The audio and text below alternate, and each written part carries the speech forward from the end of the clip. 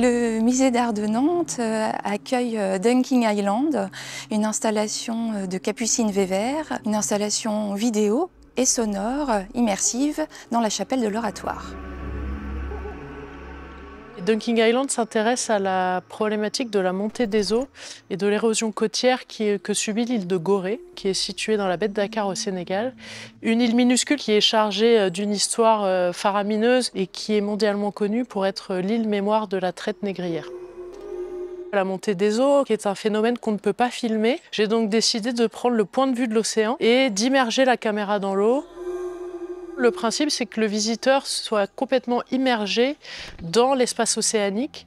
Et j'avais envie que mon film retranscrive ces sensations où, en tant que plongeur, on est baladé par l'océan. On est sur une ligne de flottaison où notre regard divague et puis peu à peu s'immerge dans ces fonds marins. Au départ, j'étais vraiment fixée sur cette problématique de la montée des eaux. Quand l'île fait 1 km de long et 300 mètres de large, inévitablement, l'île est amenée à disparaître. Du coup, j'ai vraiment été marquée par cette réalité-là. Et il fallait que d'une façon ou d'une autre, j'arrive à ce qu'elle soit le personnage principal de ce film.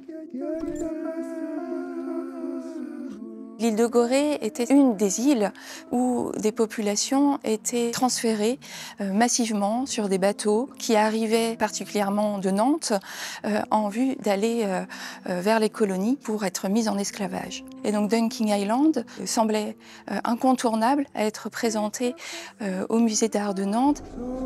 Je pense que c'est une œuvre qui tente de faire émerger les problématiques actuelles. Oui, elle peut paraître engagée, mais c'est très bien. Enfin, j'ai pas de problème avec ça. Dunking Island, dont le titre pourrait se traduire par une île qui plonge. Il nous invite à observer ce territoire de l'île de Gorée par des dimensions invisibles et parfois inaccessibles.